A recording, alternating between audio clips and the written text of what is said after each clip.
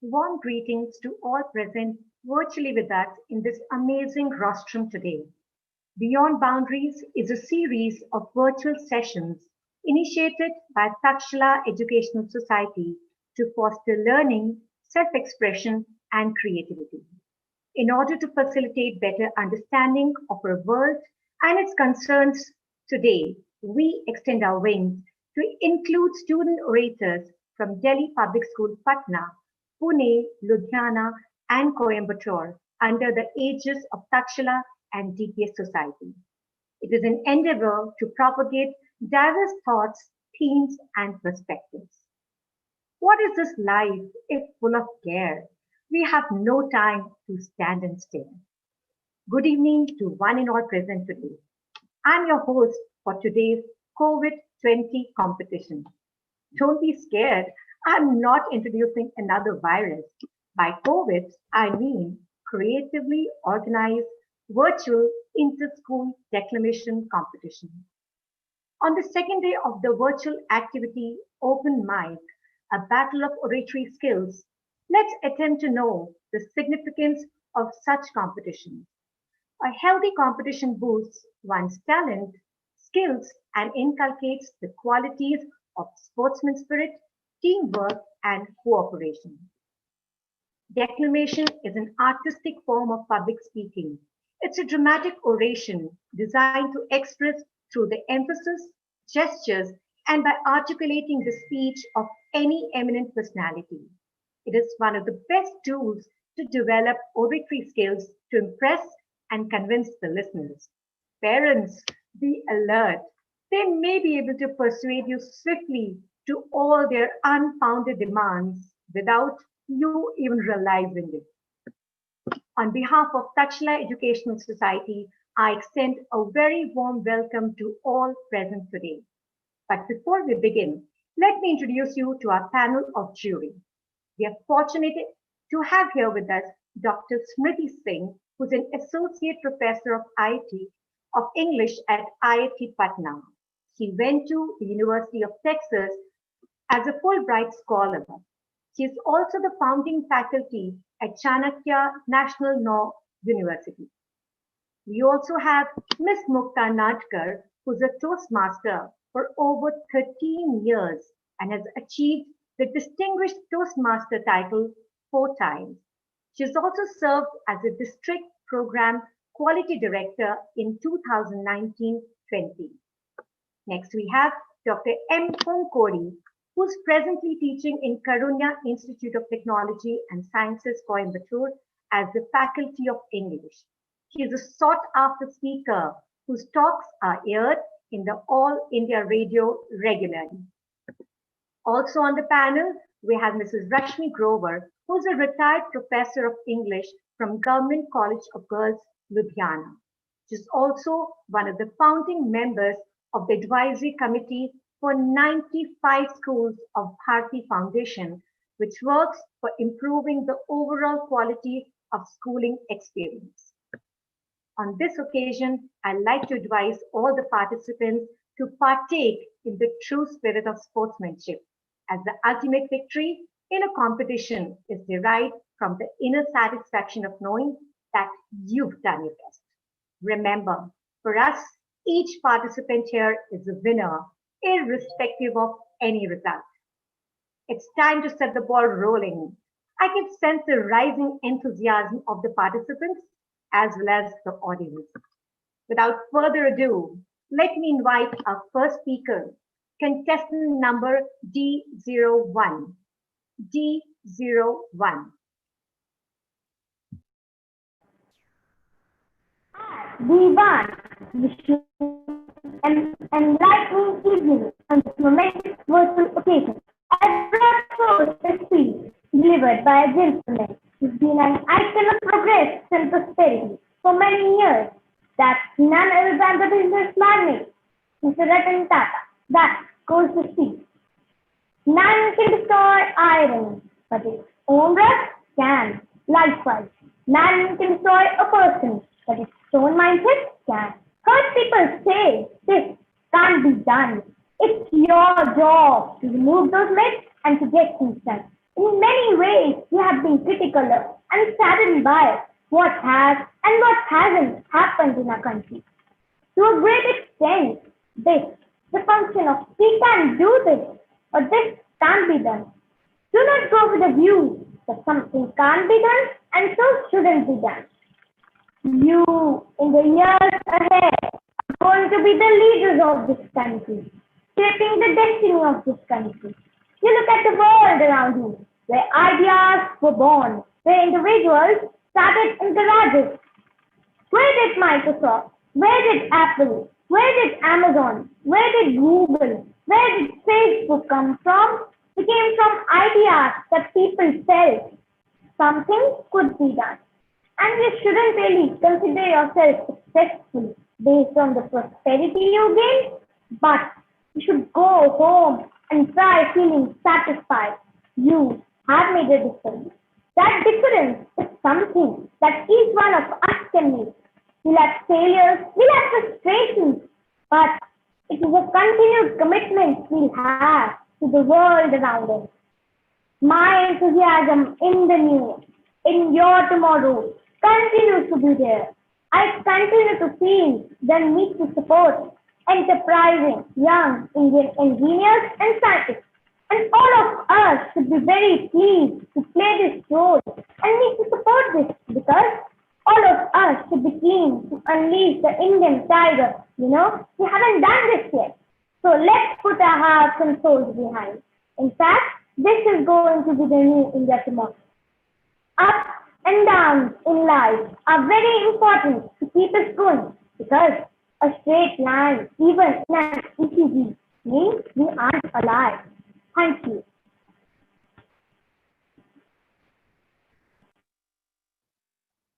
What a wonderful performance given by our first speaker. We now move on to contestant number D02. D02. Good evening, everyone. My code for this event is D2. Today, I'm going to declaim a speech by Team Fearless. If you want more than the majority, you must be willing to work harder than the majority. It's the little details that count, that one little bit extra, repeated, time after time. That extra hour, the extra reps, the extra little bit of effort. That little extra with consistency adds up to a massive difference. Committing every day to do one thing that will take you closer to your dream life, closer to that big goal you have. So take a moment, a day, a week, however long it takes you, and write it down very clearly. What would your perfect life look like? Your health be like? Your energy levels, your physical body? Define it clearly. What would your relationships be like? Friendship, love, everything. What would light you up and pay you well at the same time? Be very specific. Now you have your targets, but how are you going to get them? Let's start by committing every single day to do one thing that will take you closer to each major goal you have in your life. No matter how small the steps will be, no matter what disasters and obstacles step in your way. No excuses. Commit this to yourself. This is your life we are talking about. Nothing is more important. Make a commitment to go 100% all in. If I'm tired, no excuses. I will still do one thing. If I don't feel like it, no excuses. I will do one thing. Commit this to yourself. If I feel it is going nowhere, no excuses. I will change my approach, but I will never stop working towards the life I really want to live. The principle behind the commitment is to build momentum. It is also to build a habit of consistency, a habit that you'll find in all successful people. It's always just that little extra that makes a big difference in the end. Just that one thing done every day that adds up and compounds on itself until one day you don't even recognize the person you see in the mirror. That's what separates the hopeful from the lost, the success from the failure. That's what builds character, forms a powerful habit. The changes can be that great, but only if you make the commitment. Make a commitment to go 100%. Only those who are willing to do more than most can have, do, and be more than most. Are you willing? Are you willing? Thank you very much.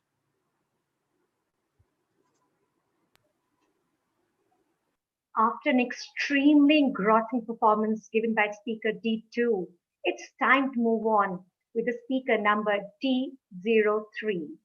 D03. In the year 2012, a 15-year-old girl was shot in the head by Taliban just because she was campaigning for female education. Good evening to one now present here. ID03 got inspired by the world's youngest Nobel Peace Prize winner, Malala Yousafzai. This is a speech delivered by her at the time of accepting Nobel Peace Prize in the year 2014. Girls have the right to go to school. A few lines from her speech. Some people call me the girl who was shot by the Taliban. As far as I know, I'm just a committed and even stubborn person who wants to see every child getting quality education. I am Malala.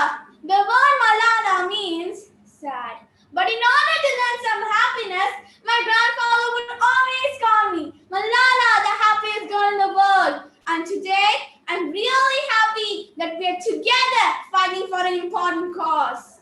Education is one of the blessings of life. We had a thirst for education.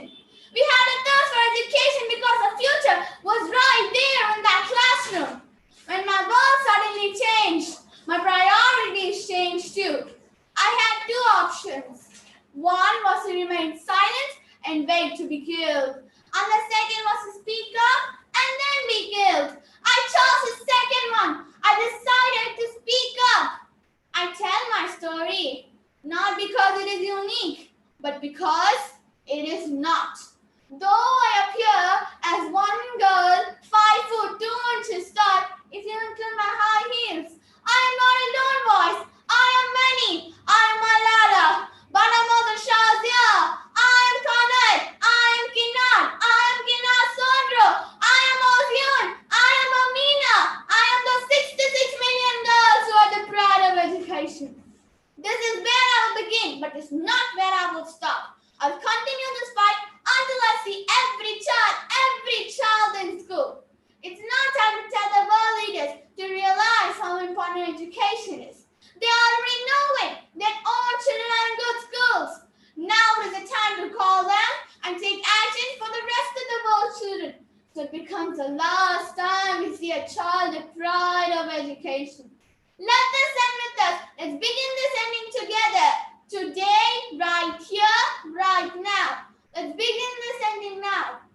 Being the greatest emancipator, she liberated hundreds of girl children who were curbed to the four walls. It's time to remember hundreds of emancipators who liberated our country from the dark of slavery. On the eve of independence, I offer my humble salute for your relentless sacrifice. Jai Hind. Thank you so much. I'm sure you all must have got inspired by your young orator.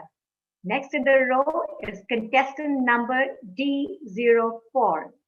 D04. Good evening. My code is D04 and I'm going to declaim an inspirational speech orated by Miss Meghan Markle at the UN Women Conference in 2015.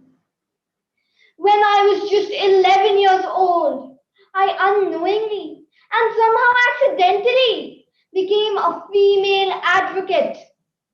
See, I have been in school watching a TV show in elementary school, and this commercial came on with the tagline for dishwashing liquid. And the tagline said, "Women all over America are fighting greasy pots and pans." Two boys from my class said, "Yeah, that's where women belong, in the kitchen." I remember feeling shocked and angry and hurt. It just wasn't right and something needed to be done. So I went home and told my dad what had happened. And he encouraged me to write letters. So I did, to the most powerful people I could think of. Now, my 11-year-old self worked out that if I really wanted someone to hear me, well then, I should write a letter to our First Lady. So off I went, scribbling away to our First Lady at the time, Hillary Clinton. I also wrote a letter to Linda Ellerby, my news resource at the time, and powerhouse attorney Gloria Allred. And finally, I wrote to the soap manufacturers. A few weeks went by, and to my surprise, I received letters from Hillary Clinton, Linda Ellerby, and Gloria Allred. It was amazing! And a month or so later, the soap manufacturers, Procter and Gamble, changed their tagline to "People all over America are fighting greasy pots and pans." And at that moment, I realized the magnitude of my actions at the age of 11. Women need a seat at the table. They need an invitation to be seated there. And in some cases where this isn't available, well, then you know what? They need to create their own table. They say that girls with dreams make women with vision. Maybe empower each other to carry out such vision, because it's simply not enough to talk about equality. One must believe in it. And it isn't simply to believe in it, one must work at it. Let us work at it together, starting now. Thank you. Aren't these kids simply amazing? It's time to welcome our next participant, coach number D05. D05. My warm greetings to all those profoundly interested in the art of declamation. I, D05, was immensely impacted by the stunning speech delivered by Miss Priyanka Chopra at Unicef meeting at United Nations headquarters in New York City. It is such an honor for me to be here tonight in this iconic UN building, celebrating UNICEF's 70th anniversary. First of all, I want to take a moment to celebrate every minute of these 70 years, where UNICEF has worked selflessly for every child. Today, we all stand here to renew that exact pledge. Keep doing what you're doing, because the world is a better place because of you. My involvement with the UNICEF started 10 years ago. Today, I stand here humbled, enriched, committed because of that exact experience. Everywhere we look today, we can see the advancement of man, how the human mind has basically invented, created, and built a whole new world. Yet strangely, every time that I have been on that field, I wondered how the same human mind continues to allow the exploitation of children across the world, where girls are being denied to go to school, where children are living without water, medical care, protection, even food, where their bodies and minds are unprotected from violence, abuse, and exploitation, where they are the targets of war. Every day, fresh horrifying images are flashed across our screens. A 10-year-old girl dressed as a bride, marrying a man twice her age. A boy sitting in the back of the ambulance, trying to understand what just happened to him. A girl watching her brother go to school as she prepares for another day of housework. A boy's lifeless body washing up on a beach, far, far away from his home. Ladies and gentlemen, people of the world, we ask you to join us today to become the collective voices of oppressed children across the world in our fight against injustice that they have to endure every day. I'm humbled, inspired, even more as I look around and I listen to everyone here. Not just to be a part of Unicef, but to be involved with all of you individuals who have selflessly dedicated their voice, their time, and their heart into helping the world.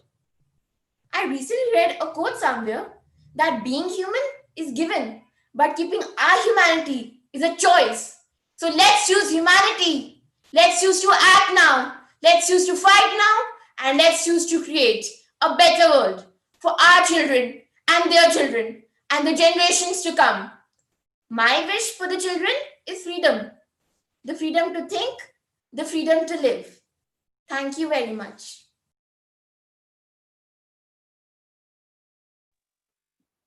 What a performance! We are indeed humbled and inspired by D05.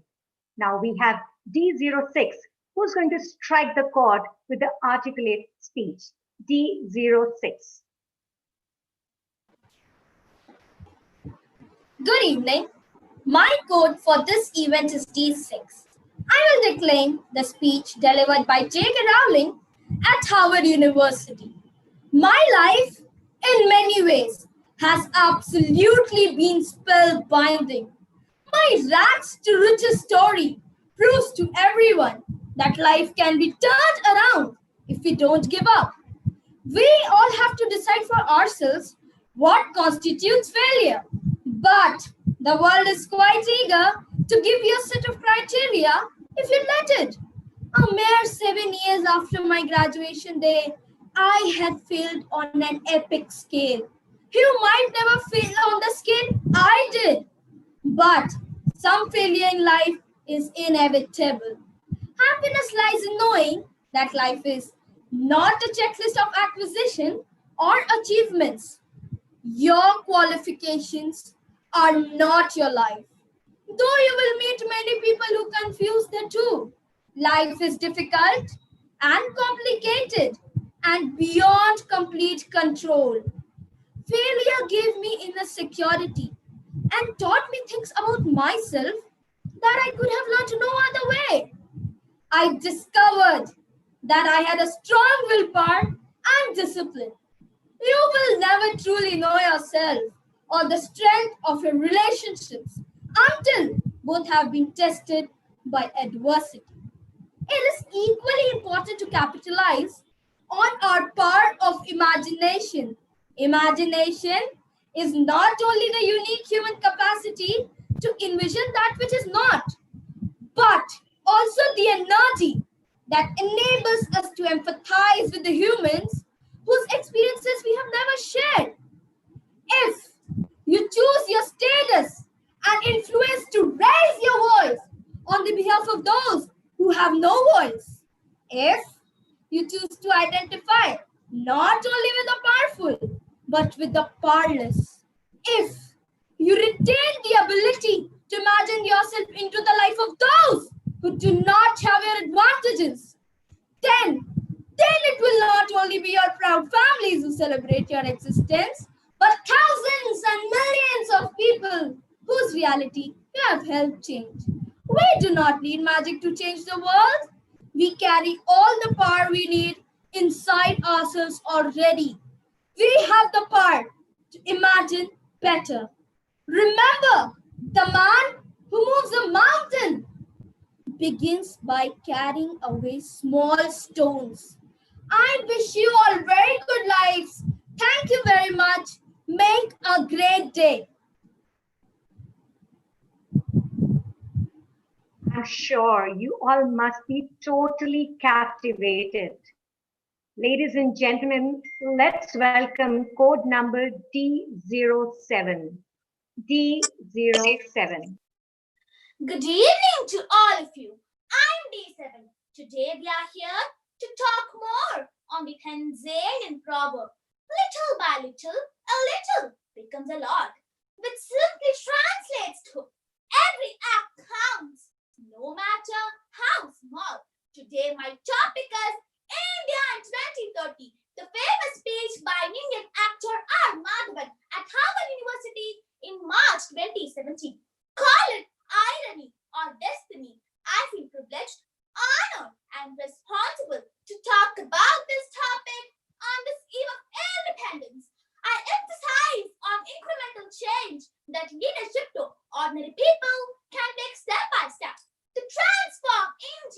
one of the most powerful countries in 2030. It is my dream and ambition to see India as a superpower. Every dream counts. Yes, as quoted by Dr. APJ Abdul Kalam. According to him, dreams are not what you have in sleep. The true dreams are the ones that don't let you sleep. A dream becomes a desire. A desire transforms into a passion, an aim, and a goal. The key to holding India together, despite invasions from various countries, is the awareness and inevitable changes that are adopted incrementally.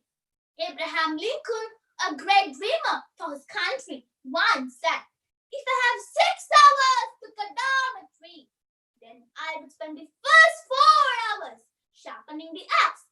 This is indeed a great philosophy, focusing on building some basics before moving to greater heights. In this era of instant gratification and reality, a missionary zeal is required to make these quantum changes. India has its own drawbacks like corruption, violence, different religions, and economical differences too. Despite all of this, India is slowly but steadily growing to become the third largest economy in 2026 and the most educated in the world as per recent reports. Mahatma Gandhi dreamt 85 years ago of an India where no infant cries for milk, no youngster is deprived of relevant education, and no youth goes door to door finding a job. Sadly, it's still a dream even today, but India 2030 should have everybody equally satisfied with its culture still intact. So how do we achieve all of this by 2030? People should embrace change, start helping fellow men, educate the underprivileged, stay away from communal riots, and above all, respect and value human lives. If in 1947 we achieved independence through sheer non-violence, why not we become superpower in 2030 with humanity and love? I end up with a powerful quote: "The only religion of mankind is and always has been hope." I hope and dream the best for my country. Jai Hind! Thank you. Audience, don't you agree that these young orators seem to have a magic wand with them? Okay, now we have code D08 to rock the stage. D08. Good evening. My code is D08, and I'm going to be speaking a powerful and inspiring speech orated by Malala Yousafzai at the United Nations. Dear friends, on the 9th of October 2012, the Taliban shot me on the left side of my forehead. They shot my friends too. They thought that the bullets would silence us, but they failed. And then, out of the silence, came thousands of voices. The terrorists thought that they would change our aims and stop our ambitions. But nothing changed in my life, except this. Weakness, fear, and hopelessness died. Strength, power, and courage was born. I am the same Malala. My ambitions are the same. My hopes are the same. My dreams are the same. So here I stand, one girl among many. I raise my voice, not so that I can shout, but so that those without a voice can be heard. Those who have fought for their right to live in peace, their right to be treated with dignity, their right to equality of opportunity, their right to be educated. Dear brothers and sisters, we want school and education for every child's bright future. We will speak for our rights, and we will bring change through our voice. We must believe in the power and the strength of our words. Our words can change the world. We are all together, united for the cause of education. And if we want to achieve our goals, then let us empower ourselves with the weapon of knowledge. And let us shield ourselves with unity and togetherness. So let us wage a global struggle against illiteracy, poverty, and terrorism. And let us pick up our books and pens. They are our most powerful weapons. One child, one teacher, one pen and one book can change the world. Education is the only solution. Education first. Thank you.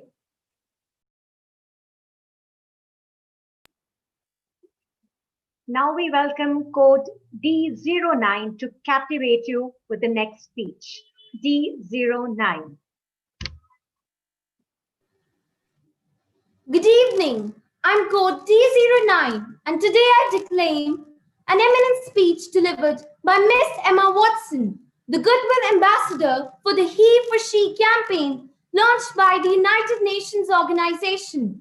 Here goes the trend-setting speech that touched the hearts of many. Today, we're launching a campaign called He for She.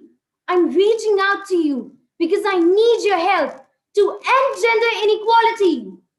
The more I've spoken about feminism, the more I've realized that fighting for women's rights has too often been considered synonymous with man-hating. If there's one thing I know for certain, it is that this has to stop. I started questioning gender-based assumptions a long time ago.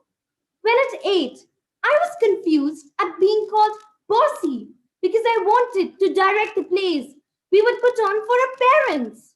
When at 15, my girlfriends started dropping out of the beloved sports teams because they didn't want to appear muscly, I decided, yes, I am a feminist.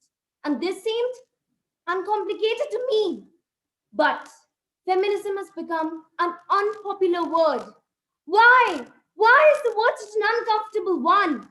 I think it is right that I should be able to make decisions about my own body. I think it is right that socially I'm afforded the same amount of respect as men. But my life is a sheer privilege because my parents don't love me less. Because I was born a daughter, my school did not limit me. Because I was a girl, my mentors didn't assume I would go less far because I might give birth to a child one day. These influencers were the gender equality ambassadors that made me who I am today. They may not know it, but they are the inadvertent feminists who are changing the world today. And we need more of these. Men, gender equality is your issue too. I have seen young men suffering from mental illness, unable to ask for help, for fear it would make them look less macho. So men, I would want you to take up this mantle so your daughters, sisters, and mothers can be free from prejudice. But also, your sons have the permission to be vulnerable and human too. I'm inviting you to step forward, to be seen to speak up, to be the he for she, and to ask yourself, if not me, who? If not now, when? If not now, when? Thank you. I was actually transported to another world with our speaker. Who's next? Ladies and gentlemen, let's welcome code D10. D10. Good evening. My code is D10. Today, I'm going to declaim a powerful and inspiring speech by a renowned physicist and environmentalist, Miss Vandana Shiva. To hug, to hold, to protect. It was 43 years ago.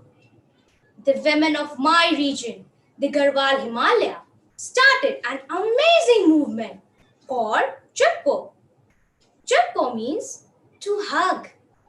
The women hug the trees to protect them from being logged.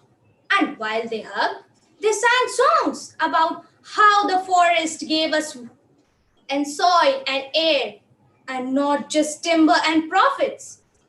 Everything I learned about building movements came from Chipko.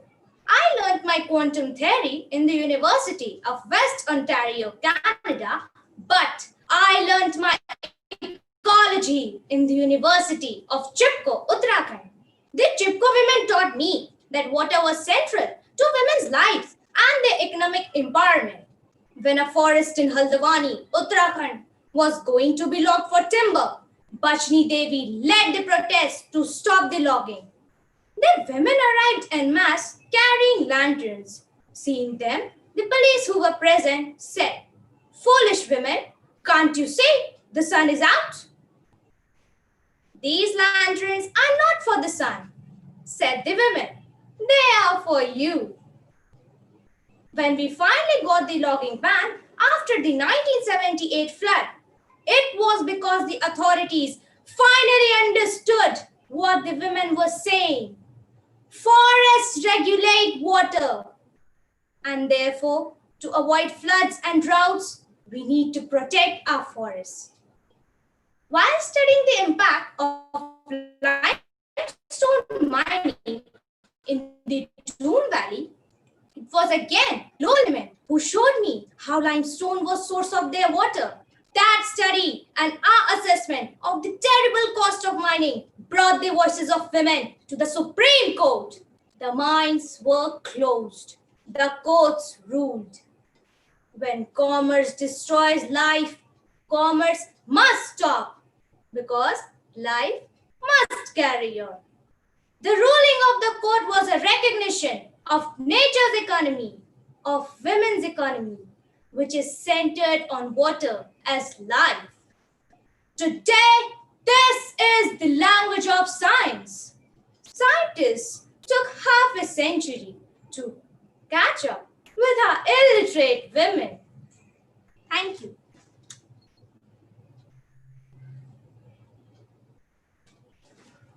It's indeed getting interesting with each participant. Let's see what's in store for us with contestant number D11. D11. A very good evening to one and all present here. My code is D11 and I'm going to declaim an inspiring and powerful speech orated by Denzel Washington at Willard University. Denzel Washington recalled how a random immense comet in 1975 inspired his success. I was being unsuccessful out of college with no idea what I'm going to do with my life. Then one day, while sitting in my mother's beauty parlor, a random lady in the salon sitting under a hair dryer cried out for a pen because a prophecy, a vision for the future had overcome her. She told me, "Boy, you're going to travel the world and speak to millions of people." I was perplexed. I was flunking out of college and my life was directionless. No one in the salon that day believed that Denzel would go on to become one of the most recognizable faces in the world. Here is the secret of my success. Fail big, that's right. Fail big. You only live once, so do what you feel passionate about. Take chances. Professionally, don't be afraid to fail. There was an old IQ test that was 9 dots. You had to draw 5 lines with a pencil within these 9 dots without lifting the pencil. The only way to do it was to go outside the box. So don't be afraid to go outside the box. Don't be afraid to think outside the box. Don't be afraid to fail big, to dream big. But remember, dreams without goals are just dreams. They ultimately fuel disappointment. So have dreams, but have goals, life goals, yearly goals, monthly goals, daily goals. Little by little, a little becomes a lot. I Understand that to achieve these goals, you must apply discipline and consistency. You have to work at it every day. You have to plan every day. You've heard the saying, we don't plan to fail, we fail to plan. Hard work works. Working really hard is what successful people do. Don't confuse movement with progress. Continue to strive, continue to have goals, continue to progress, and anything you want good, you can have. Claim it, work hard to get it. When you get it, reach back, pull someone else up. Each one, teach one. If you aren't prepared to dream big and fail big, you will never achieve your version of success. Thank you. Now we move to the most patient one, the last participant to enchant us with yet another enthralling speech. Contestant number D12. D12. Good evening. My code is D12. I am going to declaim the powerful speech. Give me blood and I shall give you freedom. Given by Netaji Subhash Chandra Bose in 1944 to the Indian National Army. Friends, 12 months ago, a new program of total mobilization or maximum sacrifice was placed before Indians in East Asia.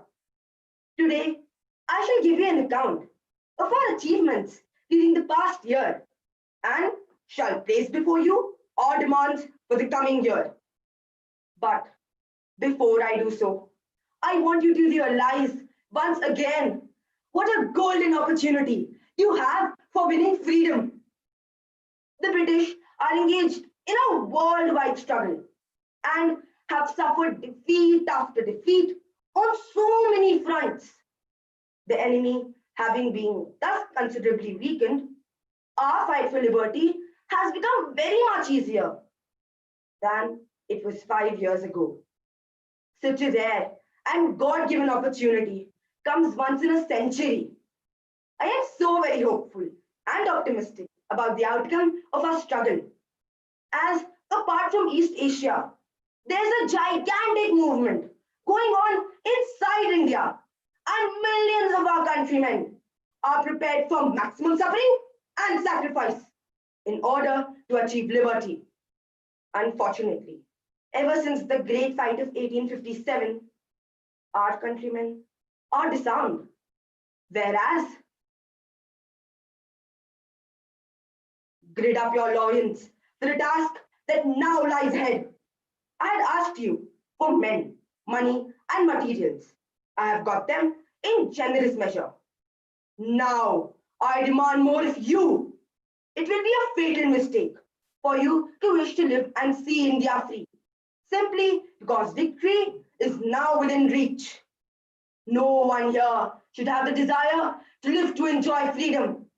A long fight is still in front of us. We should have but one desire today, the desire to die, so that India may live. The desire to face a martyr's death, so that the path to freedom may be paved with the martyr's blood. Friends, my comrades in the war of liberation, today I demand of you one thing above all. I demand of you blood. It is blood alone that can avenge the blood that the enemy has spilled. It is blood alone that can pay the price of freedom. Give me blood, and I promise you freedom. Thank you.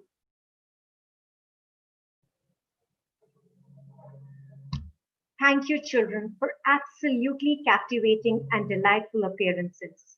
Today, we have experienced some archival moments and are taking some everlasting memories to cherish forever. I'm sure you'll all create history down the line and join the list of brilliant orators. I now invite the judges to share their impressions with us about today's event and also give some suggestions for our participants so that they can enhance their performance for the time we meet on a platform, real or virtual. I call upon Dr. Smriti Singh to enlighten our participants with her observations. Dr. Smriti Singh. Good evening. The host needs to unmute my video. Hello. Yes, ma'am. Okay, the host needs to unmute my video if you want the video unmuted. Otherwise, it's actually been a pleasure listening to all these brilliant kids. I mean, your declamations range from various topics, from asking for blood for independence to education and highlighting the importance of female education to gender roles and the gender constructs that we face every day. And tomorrow being Independence Day, I can actually feel that I can proudly say that we have a future who's ready to take up big challenges. And I would love to leave my country in your hands. It's been wonderful listening to all of you. A couple of suggestions here and there. I mean, this was an online platform. Uh, Technically, things have been managed very well, so we did not face any audio or video problems as such. Uh, Possibly our politicians also have a lot to learn from you if it comes down to when it comes down to delivering speeches. It's been pretty good, and I'm really proud of the efforts that you and your teachers have actually put in getting this entire program perfect. I mean, that's the only word that comes to my mind. So a couple of things that I would just like to point out is that at every point, it's not necessary to go in with too much of a hand movement. Secondly, when we talk about fluency, people actually generally focus on pronunciation and they ignore the fact of the speed at which you are speaking. You are, I mean, if I'm taking a class and I'm delivering a lecture, I may be very slow because I want each and every word to have an impact on the students, and I want to possibly want them to write down the points that I'm dictating or explaining, which is not necessary when you actually have a competition.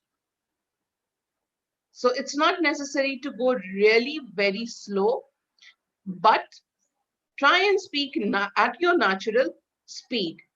So then it will be actually a very different ball game altogether. Because the moment you start going slow, you are actually correcting yourself at many places. The entire trick lies in speaking correctly and speaking at a good pace too. But on the whole, I must congratulate the teams, the members, the teachers who've put in a lot of hard work in getting this program on board. Thank you so much for inviting me. It's been a pleasure listening to all of you. Thank you. Thank you so much, ma'am, for your insight. I'm sure students must have made a note of your suggestions. Now I would invite Mukta Natkar ma'am to express her point of view of today's show. Thank you so much. First of all, let me say what a pleasure it is to be here today. I started my teaching career teaching grades 6 to 8. Can you believe it? And today I have been invited to judge a declamation of grades 6 to 8. So it took me back almost 40, 45 years to the time I was teaching children just your age. And what you have spoken today is way, way, way beyond what I expected. Your energy, your passions, your talent has been really phenomenal. I was absolutely spellbound listening to each one of you. And what I truly believe is that the way you spoke with such conviction, in the years to come, I think the next generation is going to have a declamation of your speeches because you were so good today. And we won't have to speak about Malala and the Emma Watsons and the Priyanka Chopras. I think we will be talking about some of your speeches in times to come. I just have two suggestions from what I heard. And as a Toastmaster, where we focus on communication, they really came to me very instantly from all of your speeches, without exception. The first one is you really don't need to shout when you are giving a speech. You can talk in your normal tone and just raise it when it is required and soften it and lower the pace and volume when you really don't need to shout. So I think most of you thought that shouting would make an impact, but it really doesn't. The second point is when you are speaking, pause in your speeches. Let that effect come through. Let us understand when you are moving or transitioning from one point to another. So if you had pauses, we would understand what you've said before and what is there to come. So with these two recommendations of pausing and not shouting, maybe some of you can redo your speeches at another time and see the effect that it could make. But thank you so much for having me. I thank Takshila. I thank all the staff that has probably trained some of these students. And most of all, I thank all the parents for encouraging the children to do what they do. Because without your support, these kids would not have been on this stage today. So thank you once again, and back to you, Master of Ceremonies. Thank you, ma'am, for your kind words and advice given to the students. You have truly motivated our budding orators. Now, I would request Dr. M. Pong Kori to guide the students on their shortcomings. Thank you. I thank the management of Delhi Public School and the organizers of this grand extravaganza for giving me another opportunity to be part of this show. I am wonderstruck as usual, watching these orators, little in size, but powerful in their deliberations. They have tried their best to be the replica of great political stalwarts, erudite scholars, social Samaritans, and cine celebrities. Their voice modulation, their body language, speaking right word and right message were quite amazing. I congratulate all the speakers. Of course, I would like to close this with one bit of advice. As others have said, they have to take care of their voice modulation. Most of them were having high pitch of voice. That is not necessary. As you are young, when you're trying to raise your voice, it has got a very peculiar and eerie, what to say, one kind of peculiar sound we could hear. I think if you have a control over that voice modulation, really you would prove yourself to be eloquent speakers in the great days to come ahead. Okay, with my best wishes to you all, and also wishing you for a happy Independence Day, I bid adieu, adieu, adieu to all.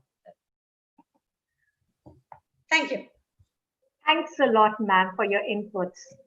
May I now request our next judge, Mrs. Rashmi Grover, to share her expertise and technique to excel in this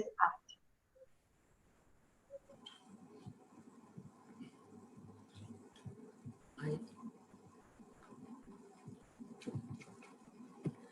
Hello, everyone. It's a moment of great pride and pleasure for me to be with you all today evening. Eloquence is the essential thing in a speech, not information, said Mark Twain, and I also subscribe to this point of view. I would like to start off with congratulating the winners today. You are going to cherish this moment of victory for a lifetime. It is your oratory skill, your eloquence, your confidence, coupled with your diligence, devotion, dedication, determination that has brought you in the limelight today.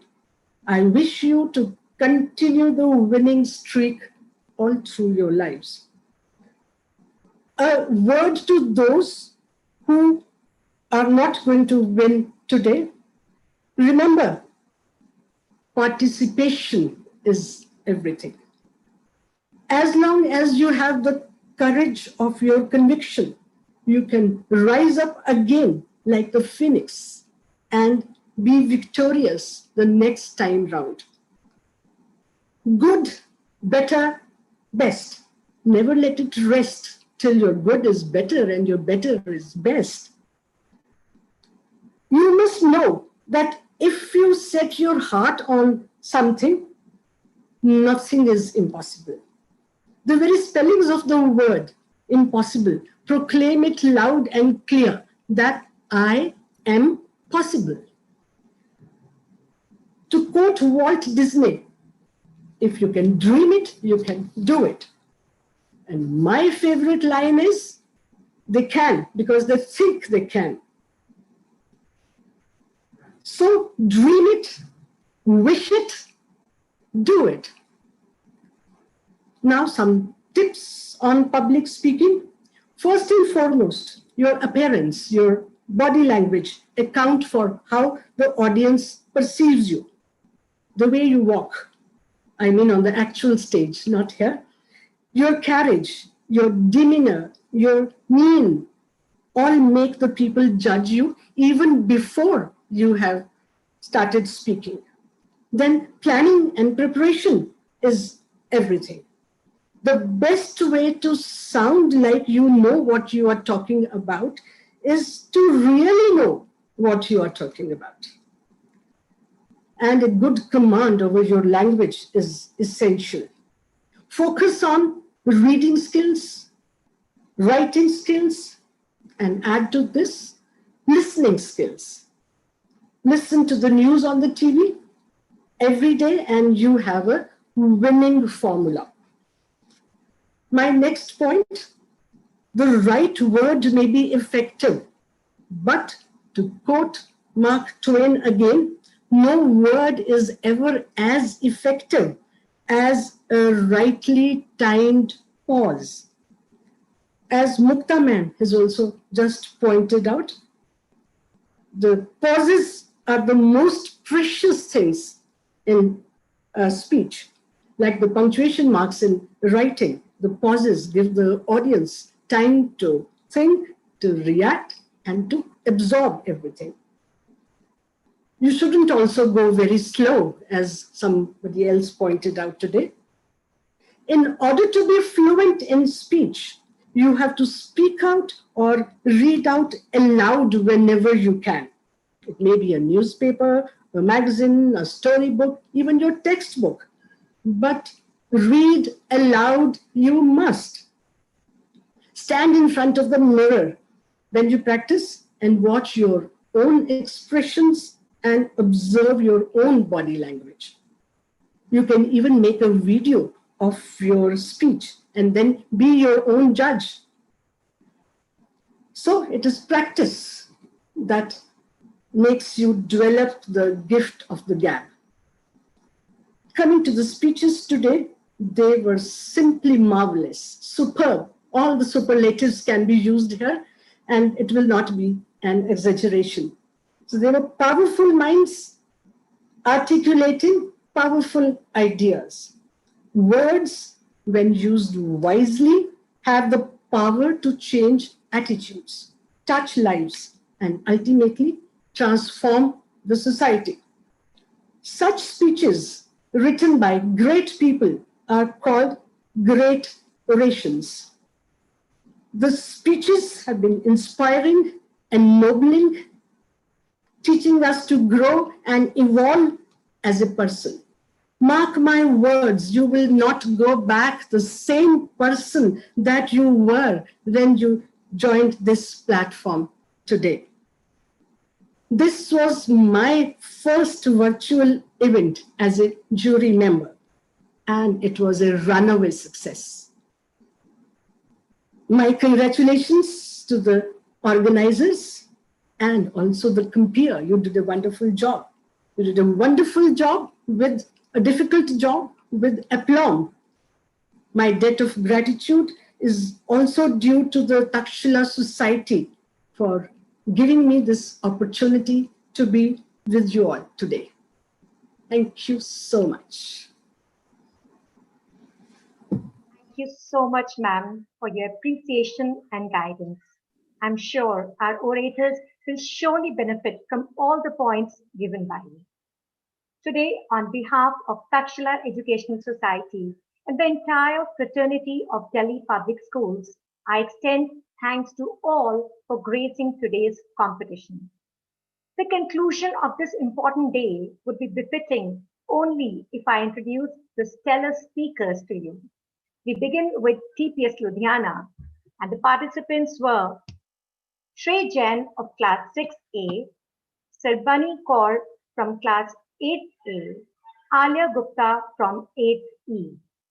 Now the participants from Patna are Mohammad Faraz from 8A, Parth Pandey from 7th D, Yashasvi from 8A.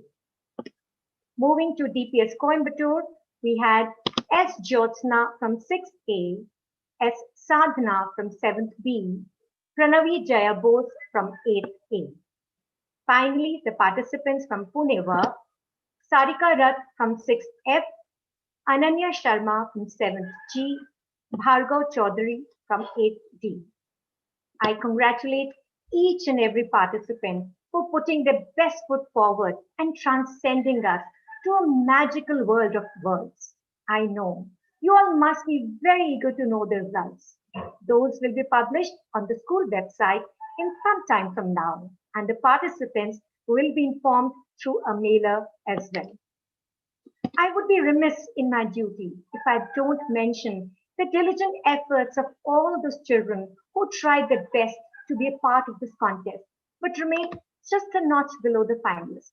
I'm sure they'll grace and ace the contest next time. Thanks, one and all.